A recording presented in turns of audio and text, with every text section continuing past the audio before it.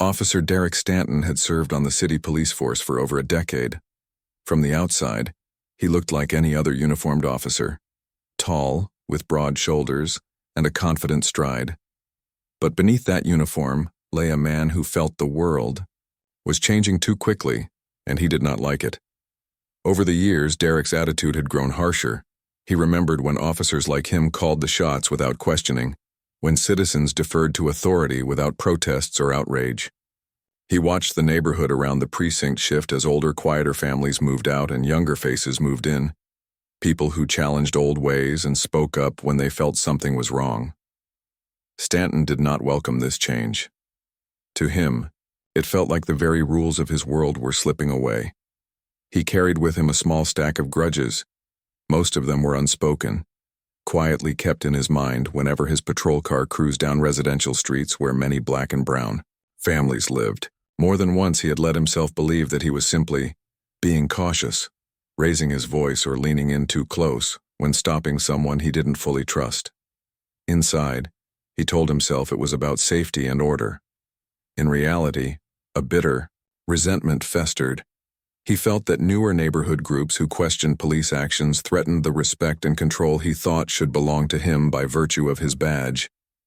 Across town, not far from Stanton's precinct, lived Marcus Green. Marcus was 32 years old, with a warm smile and eyes that held steady kindness. He had grown up in the neighborhood and knew its history well, how families struggled to make ends meet, how corner stores were sometimes the heart of the block, and how residents often looked out for each other. In recent years, Marcus took on a new role as a community organizer. He spent his evenings volunteering at a local nonprofit that focused on youth mentoring, and on weekends he led discussions at community centers about racial justice and equal rights. Marcus believed in peaceful change. He remembered being a teenager when news stories of police violence against black men surfaced again and again. Each time he carried the pain home, wondering why things never seemed to improve. That feeling pushed him into action. He attended city council meetings, spoke out about the need for better training and transparency in law enforcement, and helped neighbors form groups that provided support to at-risk youth. Marcus did not want conflict. He wanted dialogue. He wanted to build trust. But he also knew that tough conversations sometimes led to hard truths, and he was willing to speak them. On a mild Thursday evening, Marcus finished a late shift at the nonprofit office. He had been teaching a group of high school students how to create a community bulletin board, a space where people could share job listings, volunteer opportunities, or simply words of encouragement. The program went well, and the students left with smiles, proud of the bulletin board they helped design. As Marcus packed up his materials, he felt the usual mixture of exhaustion and satisfaction. He loved this work, even if it sometimes wore him out. He left the building around 10 o'clock. The streetlights were already on, casting soft glows onto sidewalks lined with old brick row houses. A gentle breeze carried the faint sound of distant traffic and the occasional bark of a dog. Marcus shrugged on his lightweight jacket, reached into his pocket for his wallet and phone, and started the short walk home. He was only a few blocks away when he stepped onto a darker stretch of road. At that hour, the neighborhood was quiet. Most doors were locked and curtains were drawn. Still, Marcus did not worry. He kept his head high and walked with purpose, confident that he was doing nothing wrong. Nearby, Officer Stanton and his partner, Officer Keith Rose, were on their nightly patrol. Stanton was at the wheel of their marked cruiser, rattling the steering wheel every so often as if in time with his racing thoughts. Officer Rose sat in the passenger seat, scanning the area with a more neutral expression. Rose was newer to the force, still fresh out of the academy, and he looked up to Stanton's years of experience. But even Rose had noticed Stanton's sour mood and the way he sometimes looked at people of color with suspicion rather than objectivity. As they rounded a corner, Stanton caught sight of a lone figure walking swiftly down the sidewalk. The person carried a messenger bag slung over one shoulder. Stanton's jaw tightened. He decided they would stop and question this person. Rose raised an eyebrow as Stanton pulled over, but he stayed silent, trusting his partner's instincts, even when those instincts seemed clouded by tension. Stanton stepped out of the cruiser, his uniform crisp under the dim street lamp. He approached Marcus with purposeful strides, his face set in a strict expression. Marcus noticed the cruiser's flashing lights in his peripheral vision and lifted his eyes, ready to respond politely. He had been stopped by police before in his life. Each time he kept calm, explained himself, and hoped the encounter would end without incident. "Evening," Stanton called out, his voice carrying a hint of demand. "What are you doing out so late?" Marcus paused, a bit surprised by the confrontational tone. He glanced at Stanton's badge, then responded, "I just finished volunteering down the street. I'm heading home." His voice was measured, peaceful. There was no fear, only a quiet confidence. Stanton's eyes narrowed. He reached into his coat pocket and pulled out his notebook. "Do you have any ID on you?" he asked.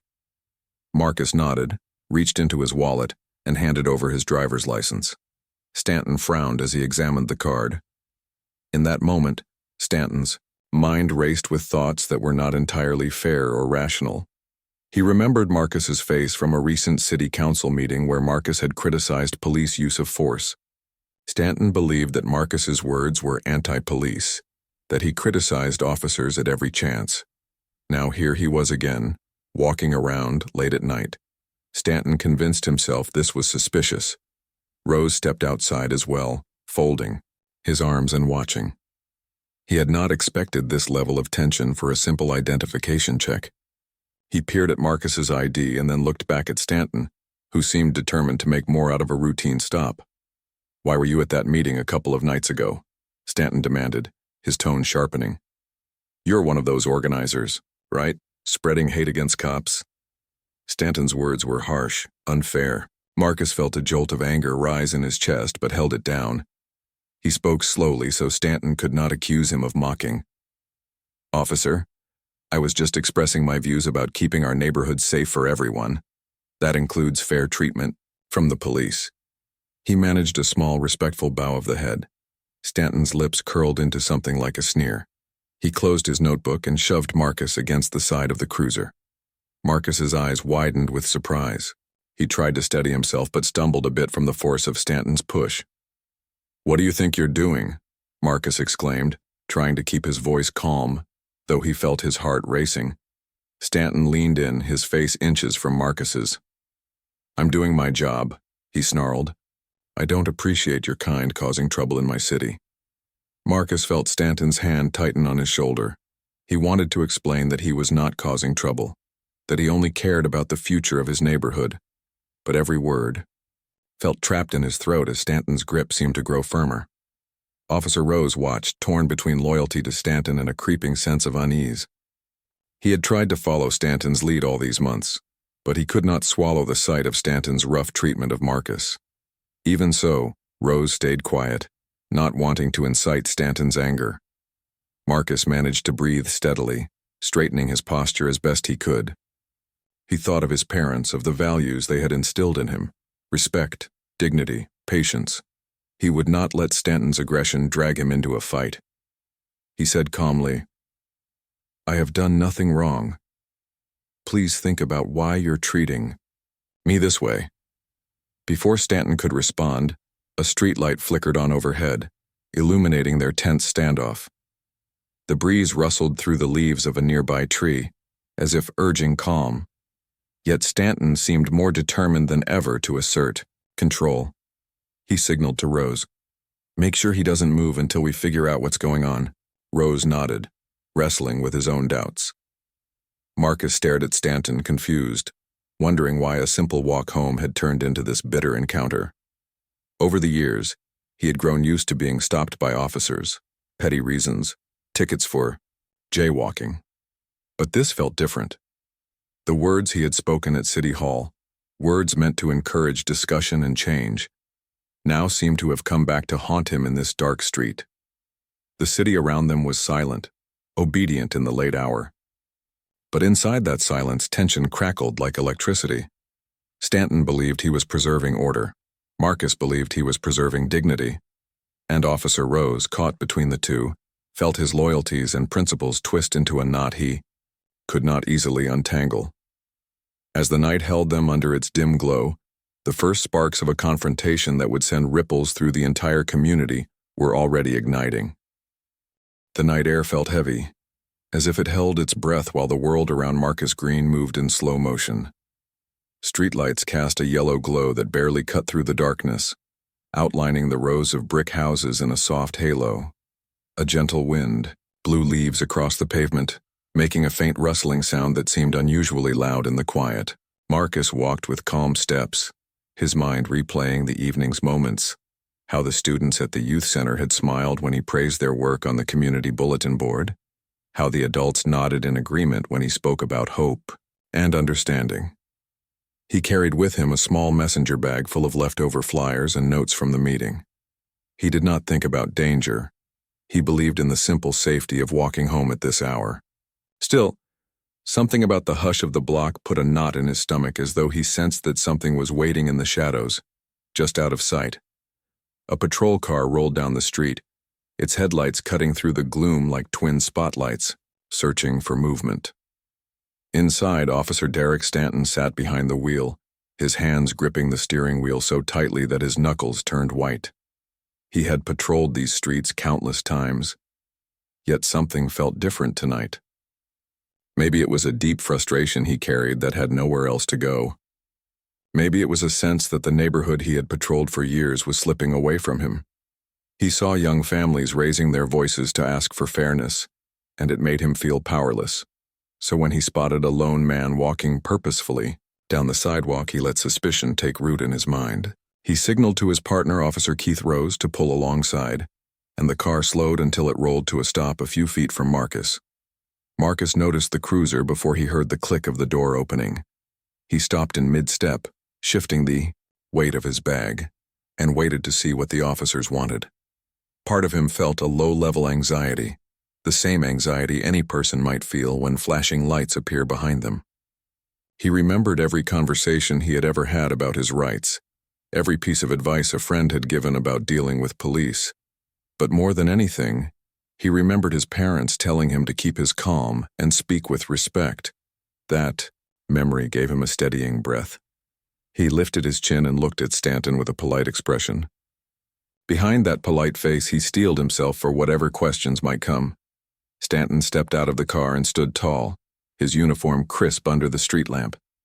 The edges of his mouth formed a thin line as he watched Marcus approach. Rose remained in the passenger seat, rubbing his fingers along the notepad tucked behind his radio.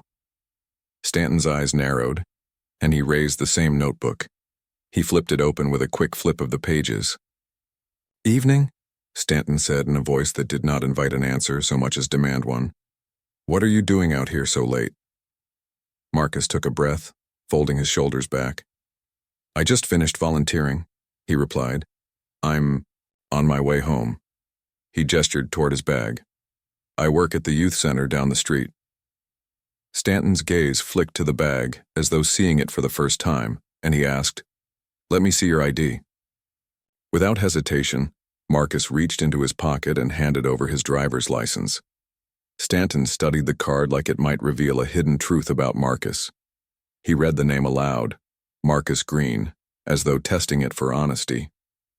In that moment, Stanton's mind flashed back to a city council meeting he had watched on television a few nights before. Marcus had stood at a microphone, speaking passionately about police responsibility and community healing. Stanton had bristled at every word. To Stanton, Marcus's words sounded like an attack on his entire profession.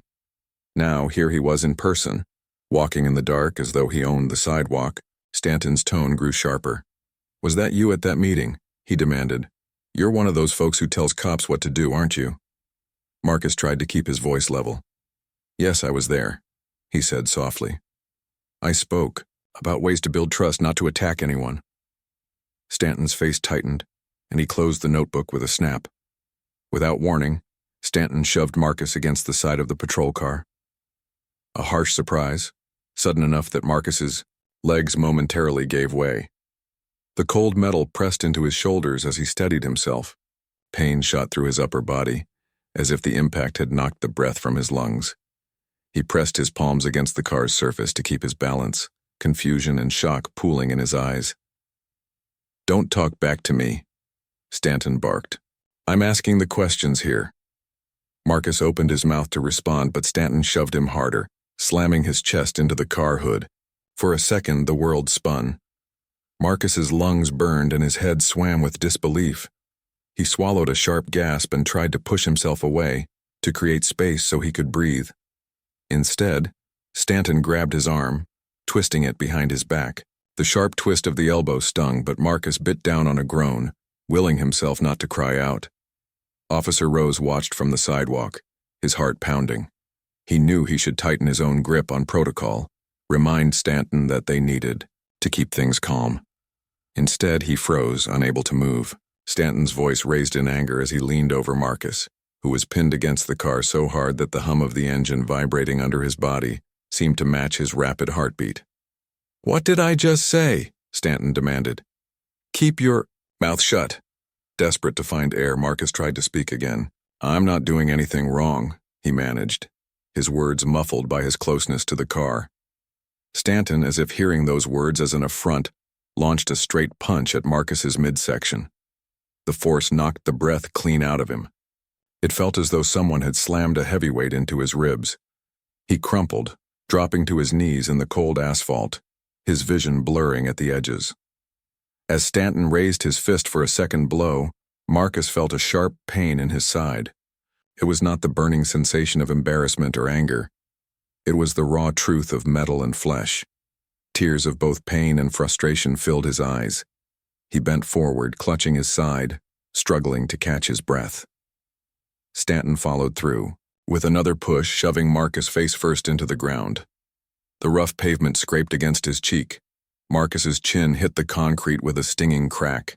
He tasted blood and grit, a bitter tang that reminded him how close he was to being powerless at that moment. The world felt loud in his ears, his own ragged breathing, Stanton's heavy steps, the distant hum of another car going by. Officer Rose finally moved. He knelt beside Marcus, pressing a hand to his back as if to check for breathing. His fingers trembled. Stanton waved him off roughly, not wanting witnesses to see any sign of doubt in his actions, but Rose could not stand by in silence as Marcus lay gasping. He took a careful step toward Stanton, trying to find the right words. "Maybe we should calm down," he whispered, not wanting to challenge Stanton openly. Stanton shot him a cold look that said more than any words could. "You stay out of this," Stanton replied. He snarled at Rose. "You'll do as I say, or I'll make sure you're looking for a new job." Rose's face tightened, a flash of conflict passing through his eyes. He turned back to Marcus, unsure whether to help or hold his place. Marcus could barely think. He felt betrayal not just from Stanton but from the uniformed officer standing so close who still hesitated to help. He wondered why his face, his young black face, could make these men assume he was a threat. Every breath felt heavy, every thought shallow. He tried to push himself up on one elbow, but Stanton shoved him down again. This time the force was enough to send a shock of pain through his head. He curled into himself on the hard pavement, bracing for what might come next. He thought of his parents who had taught him about respect and honor. He thought of the students waiting for him in the next few hours. He thought of every step that had led him here, each moment of hope and every word he had spoken about unity. He felt that all those things mattered, even as they seemed so distant in the pain. Suddenly, headlights from a passing car illuminated the scene. Stanton jerked his head up to see if anyone else had noticed. Marcus used that moment to twist slightly, pressing his face off the rough concrete to swallow a shallow breath. Stanton shouted at him to stay down, to not move. He cuffed Marcus roughly, the metal links biting into his wrists. The click of the handcuffs felt like the final nail in a moment that had spun far beyond what Marcus had ever imagined. His legs trembled beneath him as Stanton yanked him to his feet. The world staggered in circles around his vision. Pressure on his arms and shoulders brought a dull ache from the beating he had just endured. Yet he clung to the smallest spark of hope, that his voice could still matter. As Stanton shoved him toward the patrol car, a few neighbors peered from behind windows, their faces drawn with worry. One bystander raised a cell phone, capturing the scene as it unfolded. The light from that phone screen flickered shadows on the walls, throwing the whole block into sharp, angry focus.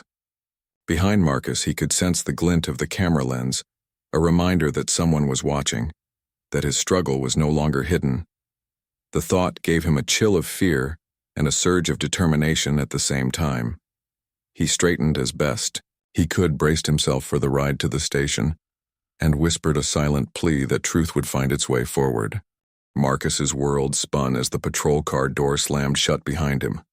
The dim interior light flickered on, revealing the tight confines of the back seat. His sides burned where Officer Stanton's fists had struck, and every breath felt like a match being struck against his ribs. He balanced himself, pressing his back against the hard seat, trying to catch any calm breath he could find. The metal of the seatbelt felt cold against his skin as Officer Stanton clipped it into place. Stanton's face loomed in the center, rear window, his expression inscrutable beneath the glare of the city lights.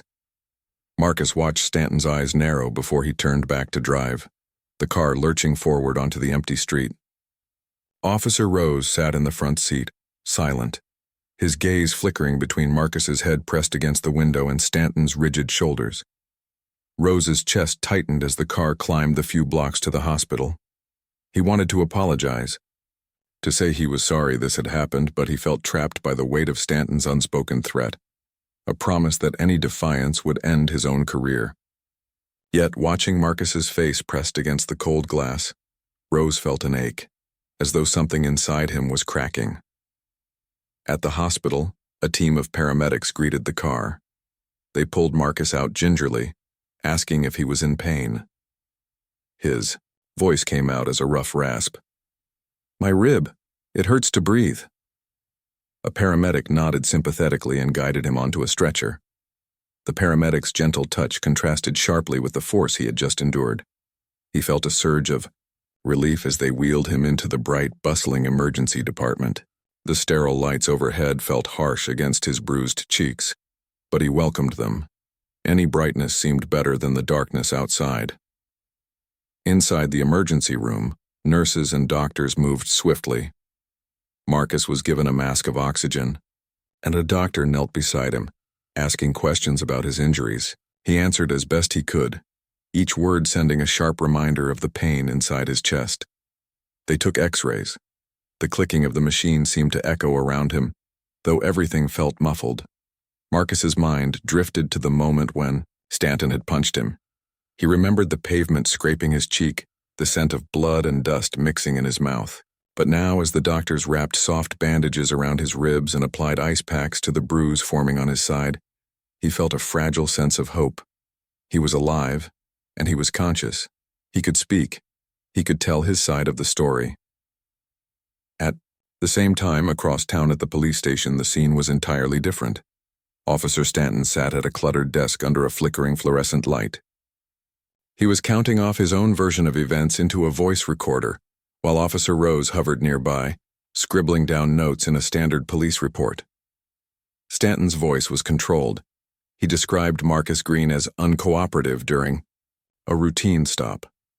He insisted Marcus had lunged at him, forcing him to defend himself. Rose hesitated before adding his signature to the report, a small knot of unease forming in his stomach. He knew what Marcus had endured was no self-defense. It had been a beating. Stanton handed the report to Rose. "This is how we do it," he said, his tone flat. "Don't get creative." Rose nodded automatically, though his heart pounded. He glanced at Stanton's face. There was no remorse there, only a steely determination to keep the story straight. Rose followed orders. He filed away his doubts, as he slipped the report into the case folder. Meanwhile, the video footage shot by a neighbor's phone had already begun circulating online. Within minutes, social media exploded. Dozens of videos, all blurry at the edges but clear enough to show Stanton's hand-raising and Marcus crumpling to the ground, were shared and reshared. Comments poured in. Some demanded justice for Marcus. Others defended the officers. News outlets, alerted by the viral posts, contacted the precinct for a statement. The station's press officer read from an official script. "We are aware of an ongoing investigation. We ask for patience while we gather all facts. But few people believed this would be enough. Word spread quickly through the community. At a local coffee shop just a few miles from the precinct, a group of regulars huddled around a television set, watching a live feed of the incident from social media. Faces reflected in the screen looked grim, shocked, and angry. Some people wiped tears away. Others clenched their fists, whispering plans for a protest outside City Hall. Marcus's name was repeated over and over. "That's Marcus Green," someone said. "He's always working to help kids." Another voice answered, "They can't just beat him and get away with it." Down at City Hall, Mayor Olivia Delgado's phone buzzed incessantly. Her staff kept her apprised of the situation, the videos, the swelling outrage, the version of events from the police. Delgado felt a knot form in her stomach. She had campaigned on bringing change to the police force, more accountability, more trust, more safety for every citizen. Now, as she watched clips of Marcus's beating, she felt the weight of responsibility pressed down on her. She knew a simple statement wouldn't satisfy everyone, but doing nothing would be worse. She took a moment to gather her thoughts, glancing at framed campaign posters on her office wall. One of them, from election night, read, "Justice for All." She sighed, knowing that promise was on the line. She tapped her pen against the wood of her desk and called in her press secretary. "Draft a statement," she said, her voice steady, despite the tension. "Tell the public we're investigating and demand professionalism from the department."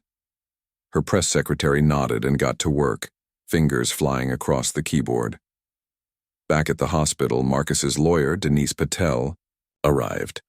She pushed through the swinging doors of the emergency room, her mind racing. She had seen the videos, had watched Marcus's face pressed against the concrete, heard the gasp as he tried to breathe. She felt a fierce protectiveness. Finding Marcus in a private room, she offered him a gentle smile. "Hey," she said, softly, placing a hand on his forearm. "How are you holding up?" Marcus tried to return a smile, but only managed a tight grimace. He shook his head lightly. "It hurts," he whispered, "but I'm okay." Denise nodded. "We're going to set this right," she said. "I've already requested all the footage, the body camera, the dash cam, every angle they have. And I've filed a formal complaint with Internal Affairs. No one should get away with this." Marcus closed his eyes, relief and fear mingling. He trusted Denise. She had a reputation for fighting hard in court. But he also worried. Would the evidence be enough? Could a community fight a police department with decades of support behind it? The pain in his side reminded him of the stakes.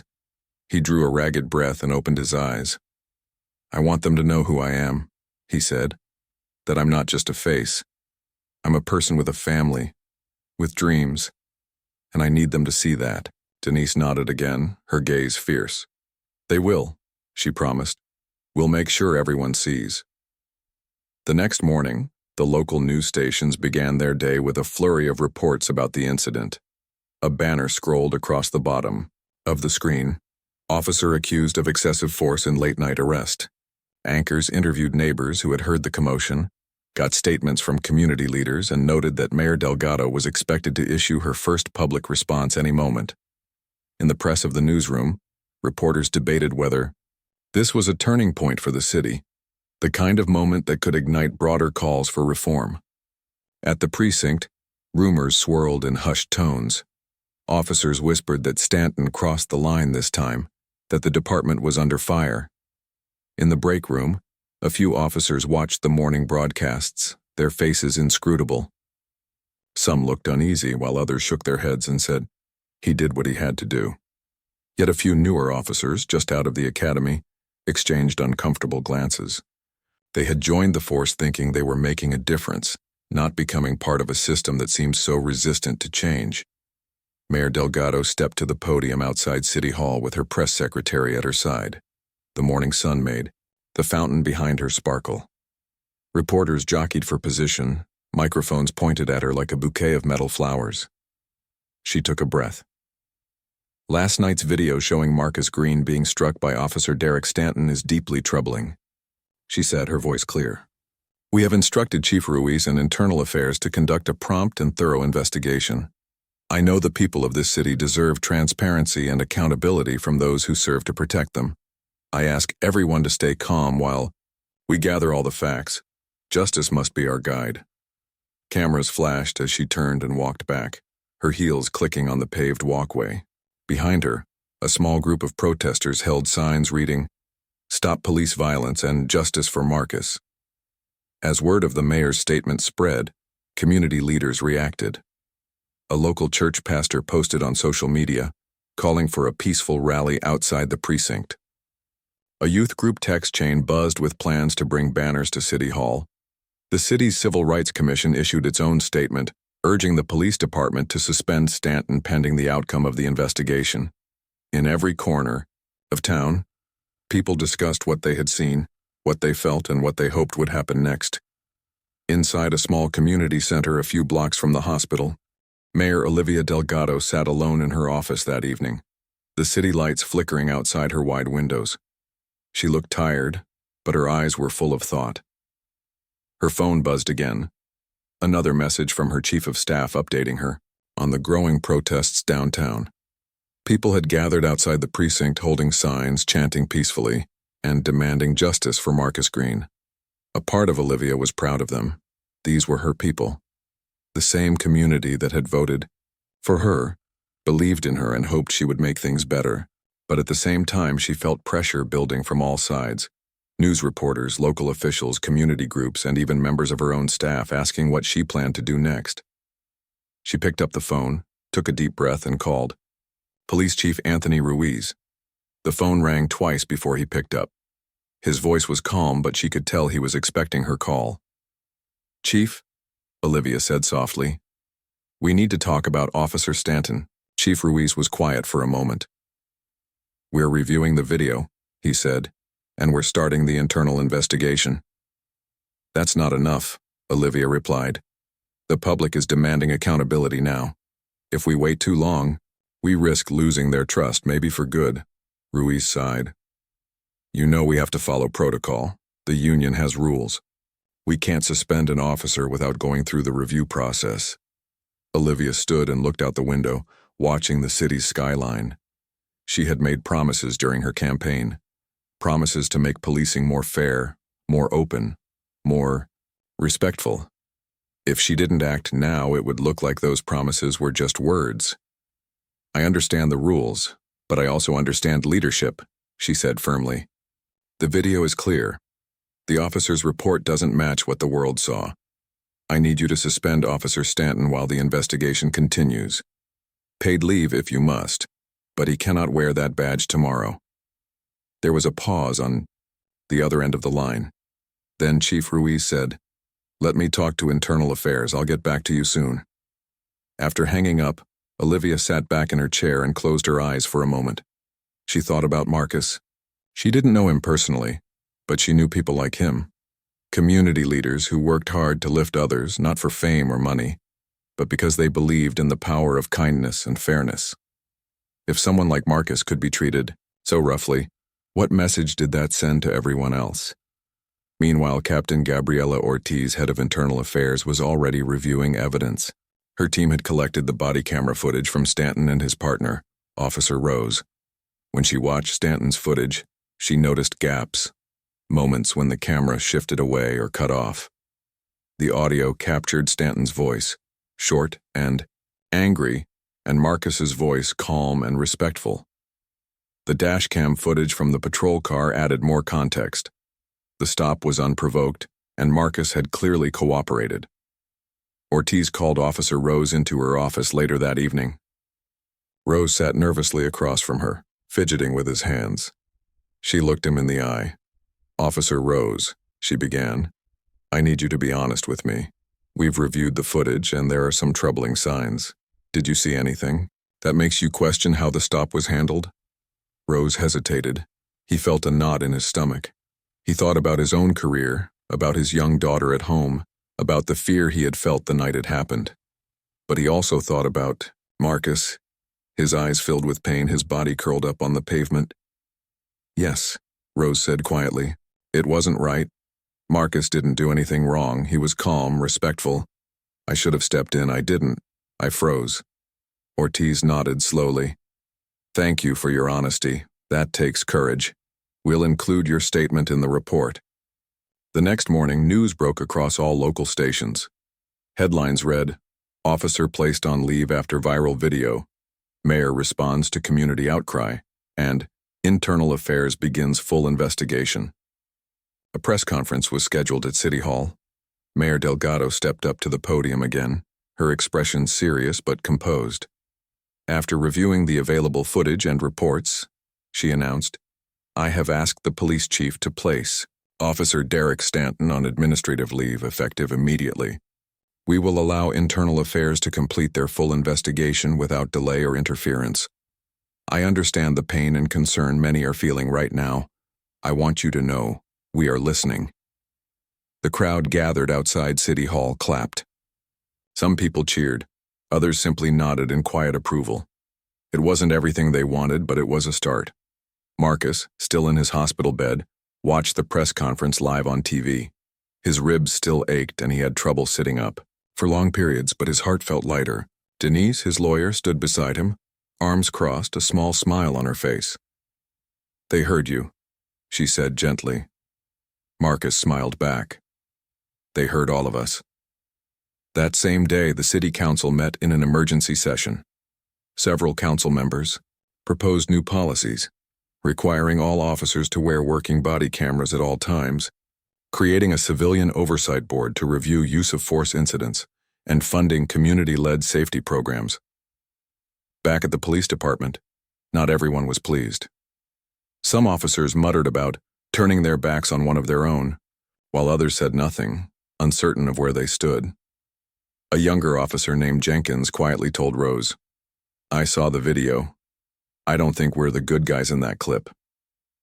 Rose gave him a tired look, but said nothing. He was still processing it all himself. As the day turned into evening, people continued gathering at the precinct. Families, students, elders, and activists stood shoulder to shoulder, holding candles and signs. Some of the signs read, Justice for Marcus. We want fairness, and protect, don't harm. Children sat on their parents' shoulders, holding paper lanterns that lit up the faces of the crowd. A local pastor took the microphone and spoke gently. We are not here to divide. We are here to remind our city of its promise to be fair, to be just, and to be safe for every single person, no matter who they are. The crowd cheered. Later that evening, Mayor Delgado made another important phone call. This time it was directly to Marcus. He answered slowly, surprised to hear her voice. Mr. Green, she said, I want you to know how deeply sorry I am for what happened to you. I can't change what you went through, but I promise. We will not let this be ignored. Marcus thanked her quietly. He was still sore, still healing, but he could hear something real in her voice. Not just politics, but a genuine desire to do better. As the phone call ended, Marcus looked out his hospital window at the city skyline. For the first time in a long while, he allowed himself to feel a small spark of hope. People were rising up, not with anger alone, but with unity, with strength, and with the belief that things could change. He knew there was still a long road ahead. Investigations would take time. Not everyone would agree. Some people would push back. But the silence had been broken. His pain had been seen. His voice had echoed beyond the sidewalk where it all began. ChatGPT said, The sun rose slowly over the city, casting a soft golden light across rooftops and windows. It was a new day, but the memory of what had happened still hung heavily in the air. People were still talking about Marcus Green. His name had become a symbol of something bigger. A quiet man who stood for peace, hurt in a way that awakened a city. Inside the hospital, Marcus sat up in bed, carefully adjusting the pillows behind his back. His ribs still ached, and the bruises on his arms had turned dark purple, but his spirit felt stronger than it had just days before. His phone buzzed with messages, people sending love, friends checking in, reporters asking for interviews. He wasn't used to this kind of attention. He had spent his life behind the scenes, working with kids, helping families, attending community meetings. But now, without asking for it, he had become a voice people listened to. His lawyer, Denise Patel, walked into the room with a notebook in her hand and a proud smile on her face. "You've become a spark, Marcus," she said gently. "People are paying attention. They're asking questions that needed to be asked a long time ago." Marcus gave a small nod. "I didn't plan for any of this," he said quietly. "I just wanted to walk home." Denise sat down beside him. "I know. And that's what makes this even more powerful. You didn't go looking for a fight. But now that the spotlight's here, maybe we can help others who feel unseen, unheard." Outside the hospital walls, the city was already moving forward. Mayor Delgado, after her public statement and private call to Marcus, continued to work with urgency. She met with Chief Ruiz, Captain Ortiz from Internal Affairs, and members of the City Council. They formed a special committee that would examine past cases involving use of force and recommend changes to improve trust between the police and the people. One of the first actions they took was creating a civilian review board. This board would include teachers, parents, retired judges, youth leaders, and former officers. Their job was to review police conduct and offer fair, honest opinions that would be shared with the public. For the first time, everyday people had a real seat at the table when it came to safety and justice. At the same time, Officer Stanton remained under investigation. While he was placed on leave, more people began coming forward with stories. A woman from 2 years ago remembered being treated roughly during a traffic stop. A teenager said he had been pulled over and questioned for no reason while biking home. These stories helped investigators build a fuller picture of Stanton's past behavior. Each voice added a layer to the truth. Officer Keith Rose, too, went through his own journey. He had been shaken by what happened. For days, he struggled with guilt, wondering if he should have done more to protect Marcus that night. But after giving a full and honest statement to Internal Affairs, something shifted in him. He began meeting privately with new recruits, sharing his story not just as an officer, but as a human being. He told them how easy it was to stay silent and how important it was to speak up when something felt wrong.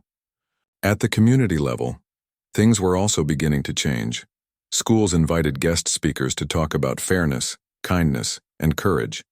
Students drew posters that read, "We all matter," and hung them in classrooms and hallways. A group of teenagers from Marcus's youth center created a short film about standing up for justice. It was shown at the local library and families packed the room. Marcus, once he was strong enough, returned to the center. He walked slowly at first, leaning on a cane, but the moment he stepped through the door, the room lit up. The kids ran to greet him, their voices full of joy and concern. One girl wrapped her arms around him and whispered, "We missed you." He smiled, trying not to show how emotional he felt. "I missed you too." That afternoon, Marcus sat in a circle with the teens. He shared his story, not just the night of the incident, but everything that came after. He spoke honestly with no bitterness, only wisdom. "I don't want anyone to be afraid to walk home," he said. "But if something wrong happens, don't stay silent. Speak up not with anger, but with truth. That's how change begins." The room fell quiet, each student taking in his words. It wasn't a lesson from a textbook. It was real life, and it mattered. Meanwhile, the city council passed a new law requiring body cameras to remain on throughout any public encounter.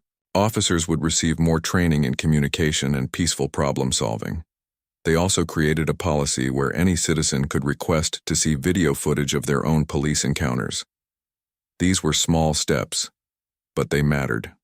The mayor invited Marcus to speak at a special community event. Hundreds of people gathered in the park downtown, families seated on picnic blankets, young children waving handmade signs. On the stage, Marcus stood behind the podium, holding his notes. He took a breath and looked out over the crowd. "I never wanted to be the center of attention," he began. "I just wanted to live in a city where we care about each other, where walking home doesn't end in pain. He paused, letting the silence settle. But out of that pain came something powerful. People stood together. People asked for better. And together, we began to move forward. The crowd applauded, some, people standing, others wiping away tears. Marcus looked out and saw faces of every background, every age. He saw hope. He saw unity. Later that evening, as the sun set behind the city buildings, Marcus sat on a bench by the river with Denise. The sky was a soft pink, and the water shimmered in the fading light. "You think it's really changing?" he asked her. She smiled. "Not all at once, but it's starting, and it started with you." Marcus didn't say anything at first. He watched the water move, slow and steady, like time itself. Then he whispered, "I just hope it lasts." In the weeks and months that followed, life didn't go back to the way it was before, but maybe that was a good thing. The city grew stronger, more open. People asked more questions and leaders gave more answers. Kids walked a little taller, knowing their voices mattered. Neighbors greeted each other more often. There was still work to do, but the door had been opened. As for Marcus, he continued his work at the youth center, continued speaking at events, and continued being the kind of person he always was, kind, steady, and full of quiet courage. People no longer just saw him as the man from the video. They saw him as a leader, a teacher, a reminder of what could happen when one person's truth became the voice of many. And though he carried scars from that night, they no longer defined him. What defined him was his strength, his grace, and his belief that every life, no matter how quiet, deserved to be seen, respected, and protected.